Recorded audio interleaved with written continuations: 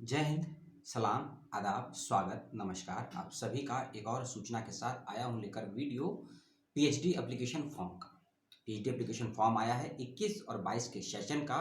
उत्तर प्रदेश की central university है और लगभग पिछले 7-8 महीने नहीं बल्कि पिछले 1.5 साल से बच्चे वेट कर रहे थे कि कब आएगा इस यूनिवर्सिटी का पीएचडी का एप्लीकेशन फॉर्म। ठीक है, तो आ गई है सूचना। और एक बात मैं पहले क्लियर कर दूं, जब ये वीडियो मैं शूट कर रहा हूं और आप देख रहे होंगे तो हो सकता है तब तक एप्लीकेशन फॉर्म को फिलअप करने का लिंक जनरेट नहीं हुआ होगा। 15 फरवरी की शाम तक या फिर 15 फरवरी की दोपहर तक एप्लीकेशन का लिंक आ जाएगा फॉर्म को भरने के लिए। लेकिन जब मैं वीडियो शूट कर रहा हूं तब एप्लीकेशन का लिंक नहीं आया है, तो घबराइएगा मत कि एप्लीकेशन का लिंक नहीं मिल रहा है वेबसाइट पे। इस बात का ध्यान रखिएगा। 6 मार्च 2021 रात्रि 12 बजे तक एप्लीकेशन फॉर्म को भर सकते हैं और साथ ही साथ 8 मार्च 2022 रात्रि 12 बजे तक एप्लीकेशन फॉर्म की फीस को सबमिट कर सकते हैं। तो इस डेट और टाइम का ध्यान रखिएगा। 6 मार्च तक रात्रि 12 बजे तक रजिस्ट्रेशन है, 12 मार्च रात्रि 12 बजे तक आप फीस को सबमिट कर सकते हैं। ठीक है, और अब चलते हैं ज़रूरी चीज़ों पर और बातों पर। और पहली बात यह है कि जितने भी इसमें सीटें आई हैं तो उसमें से लगभग मान के चलिए 40 से 50% सीटें एससी और एसटी कैटेगरी के बच्चों के लिए रिजर्व हैं। 40 से 60 कह लीजिए या 40 से 50% सीटें कह लीजिए, एससी और एसटी के बच्चों के लिए रिजर्व है। इस बात का ध्यान रखिएगा। और उत्तर प्रदेश की सेंट्रल यूनिवर्सिटी है बाबा साहेब भीमराव अंबेडकर यूनिवर्सिटी लखनऊ। इस बात का रखिएगा ध्यान। 245 सीटें आई हैं टोटल। विभाग की संख्या है 26। किस विभाग में कितनी सीटें हैं वो मैं आपको बता दूंगा, लेकिन एक बहुत अच्छी बात है ये जो सीटें आई हैं। जैसे कि मान लीजिए बीएचयू का ये नियम है और ये बहुत कम जगह है, लेकिन अच्छा है कि यहाँ पर भी है। जैसे कि मान लीजिए आपने मैनेजमेंट से एमकॉम किया है, ठीक है, आपने मैनेजमेंट से किया है या कॉमर्स से किया, इकोनॉमिक्स से किया, तो मैनेजमेंट वाले बच्चे किस किस सब्जेक्ट से पीएचडी कर सकते हैं इसकी एक अच्छी इसमें लिस्ट दी गई है। जैसे कि मान लीजिए कई बच्चों ने एमकॉम किया होगा, कई बच्चों ने एमए इकोनॉमिक्स किया होगा, कई बच्चों ने एमए पवेड पब्लिक एडमिनिस्ट्रेशन और कई बच्चों ने साइकोलॉजी। यदि आपने साइकोलॉजी से, पवेड से, इकोनॉमिक्स से और कॉमर्स से यदि अपना एमए किया है तो आप पीएचडी इन मैनेजमेंट में अप्लाई कर सकते हैं। यानी कि इन 4 अलाइड सब्जेक्ट के बच्चे भी पीएचडी इन मैनेजमेंट में अप्लाई कर सकते हैं। ठीक है, एक सब्जेक्ट और है, जैसे कि आप हिंदी है, ठीक है, अगर आपने हिंदी साहित्य से या हिंदी पत्रकारिता से, हिंदी साहित्य से या हिंदी पत्रकारिता से यदि एमए किया है तो आप हिंदी में पीएचडी कर सकते हैं। एक विषय जैसे इसमें और है ईवीएस, एनवायरमेंटल स्टडीज। अगर आपको एनवायरमेंटल स्टडीज में पीएचडी करना है तो आपका एनवायरमेंटल स्टडीज से एमए है तो अप्लाई कर सकते हैं। लेकिन इसके अलावा यदि आपने किसी और सब्जेक्ट से एमए किया है तो भी आप पीएचडी कर सकते हैं। तो कौन से वैसे सब्जेक्ट हैं, जैसे कि है environmental biotechnology, environmental microbiology, environmental biochemistry, earth science, geology और जियोफिजिक्स। क्योंकि एक सब्जेक्ट है अर्थ साइंस वाला, ये साइंस का होता है, तो अर्थ साइंस वाले बच्चे भी ईवीएस में अप्लाई कर सकते हैं। तो ऐसे बहुत अच्छा लिस्ट दिया गया है पेज नंबर 15 से लेकर पेज नंबर 16 पर, जो प्रोस्पेक्टर का है मैं लिंक आपको दे दूंगा, उसमें ध्यान से देखिएगा। कई समस्या ये होती है कि मान लीजिए जैसे कि किसी को हिस्ट्री में अप्लाई करना है, एग्जाम्पल और देते हैं, जैसे कि मान लीजिए किसी को हिस्ट्री में अप्लाई करना है इतिहास में, लेकिन बहुत से बच्चे ऐसे हैं जो इतिहास से एमए नहीं कर पाते हैं। तो ऐसे कौन से सब्जेक्ट वाले बच्चे हैं जो इतिहास में पीएचडी कर सकते हैं, मैं आपको वही बताता हूँ। एग्जाम्पल सभी का मैं नहीं बता पाऊंगा, वीडियो बहुत लंबा हो जाएगा।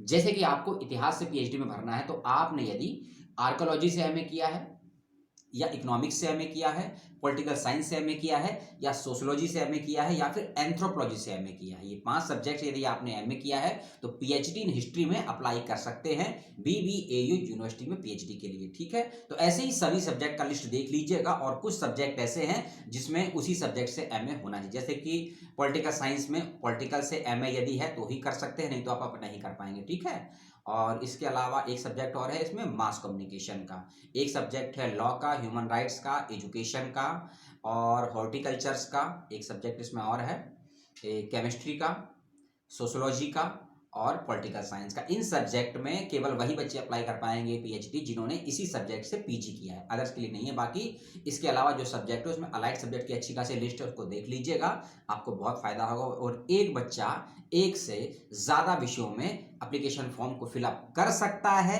लेकिन यदि एंट्रेंस एग्जामिनेशन दोनों ही परीक्षाओं का एक समय और एक ही डेट पर आ गया तो हो सकता है आपको एक एग्जाम को ड्रॉप करना पड़े। तो ये डिसीजन आपका है कि आपको एक विषय में अप्लाई करना है या दोनों में अप्लाई करना है। यूनिवर्सिटी ने कहीं नहीं लिखा है कि आप एक ही फॉर्म को भर सकते हैं, ठीक है। ये बात मैंने इसलिए पहले बताई क्योंकि बहुत प्लस पॉइंट है ये, क्योंकि बहुत बच्चे के मान लीजिए जैसे कि कोई बच्चा जियोलॉजी का है लेकिन उन्होंने एमएससी जियोलॉजी से नहीं किया है, यदि किसी ने लाइफ साइंस से, एनिमल साइंस से, बायोकेमिस्ट्री से, लाइफ साइंस से, एग्रीकल्चर से, मरीन से, एटमोलॉजी से या फिर जियोलॉजी से किया है तो अप्लाई करिए पीएचडी जियोलॉजी में। तो ऐसे लिस्ट इसमें दी गई, इसको देख लीजिएगा, ठीक है। अलाइड सब्जेक्ट की लिस्ट भी दी गई है और किस सब्जेक्ट से एमए होना चाहिए उसकी मेन की लिस्ट भी दी गई है, ठीक है। ये मैंने आपको बता दिया। लास्ट डेट है 6 मार्च फॉर्म भरने की, 8 मार्च फीस जमा करने की और जर्नल, ओबीसी, ईडब्ल्यूएस कैटेगरी के बच्चों की फीस है 1000 रुपए की, एससी की, एसटी की और पीडब्ल्यूडी की फीस है 500 रुपए की, ठीक है। इस बात का ध्यान रखेंगे। अब कुछ बातें अगर रह गई है, हाँ, एग्जाम्प्टेड कैटेगरी में कोई भी नहीं है, क्योंकि प्रोस्पेक्टर मैंने जो देखा, नोटिफिकेशन जो मैंने देखा, वेबसाइट पे देखा, कहीं भी एग्जाम्प्टेड जैसे शब्द का यूज नहीं है कि नेट क्वालिफाई बच्चे, जेआरएफ क्वालिफाई बच्चे, गेट क्वालिफाई बच्चे, एमफिल क्वालिफाई बच्चों को एंट्रेंस नहीं देना है, एग्जाम्प्टेड है, यानी कि सभी को एंट्रेंस देना है। यदि 6 मार्च या 8 मार्च से पहले कोई अपडेट आता है एग्जाम्प्टेड को लेकर तो मैं आपको बता दूंगा और ये वीडियो बनाऊंगा, लेकिन अभी तक तो नहीं है, तो इसका मतलब सभी को एंट्रेंस देना होगा। अब चलते हैं सीटों पर।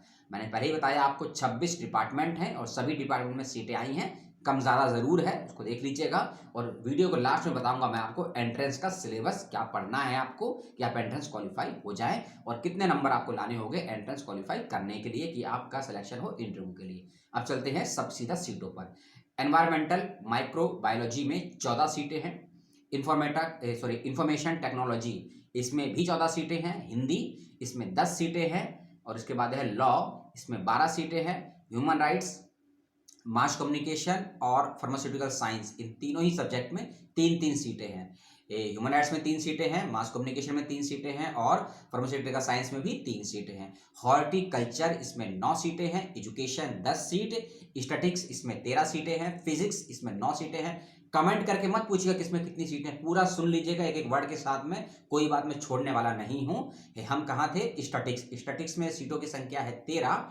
उसके बाद है फिजिक्स भौतिक, इसमें 9 सीटें हैं। मैनेजमेंट 6 सीटें हैं। केमिस्ट्री में 7 सीटें हैं। मैथमेटिक्स में 6 हैं, मैनेजमेंट में 7 है, ठीक है। सॉरी, कहाँ गया? हाँ, स्टैटिक्स पे थे। स्टैटिक्स में 13, फिजिक्स में 9, मैथमेटिक्स में 6, केमिस्ट्री में 7, मैनेजमेंट में 6, कंप्यूटर साइंस में 19, लाइब्रेरी और इंफॉर्मेशन साइंस में 5। उसके बाद है इकोनॉमिक्स, इसमें 16 सीटें हैं, ठीक है। उसके बाद है एनवायरमेंटल साइंस, इसमें 6 सीटें हैं। बायोटेक्नोलॉजी में 9 सीटें हैं। जियोलॉजी, ZOOLOGY, जोलॉजी, इसमें 18 सीटें हैं। Human development and family studies, HDFS इसको बोलते हैं, इसमें 10 सीटें हैं। फूड एंड न्यूट्रिशन, इसमें 11 सीटें हैं। सोशोलॉजी यानी कि समाजशास्त्र, 8 सीटें हैं। उसके बाद है इतिहास यानी कि हिस्ट्री, इसमें 10 सीटें हैं। पॉलिटिकल साइंस में 7, पॉलिटिकल साइंस में 7, पब्लिक एडमिनिस्ट्रेशन जिसे पबएड बोलते हैं इसमें 7, इकोनॉमिक्स में 16, लाइब्रेरी इंफॉर्मेशन साइंस में 5 और कंप्यूटर साइंस में 19। ये टोटल सीटों की संख्या है। ये मैंने आपको टोटल सीटें बताई हैं। कैटेगरी वाइज सीटें आपको मिल जाएंगी प्रोस्पेक्टर पेज नंबर 14 और 15 में, ध्यान से उसको देख लीजिएगा, ठीक है। अगली बात एंट्रेंस के सिलेबस की। यूनिवर्सिटी ने प्रोस्पेक्टर में क्लियर कट मेंशन कर दिया है कि जो भी सिलेबस यूजीसी नेट का, आईसीएआर का, सीएसआईआर का, आईसीएमआर का, डीबीटी का, गेट का और गेट का और एनसीटीई का होगा, वही सिलेबस एंट्रेंस एग्जामिनेशन का होगा पहले पेपर का, ठीक है। और दूसरा पेपर आपके सब्जेक्ट से संबंधित होगा।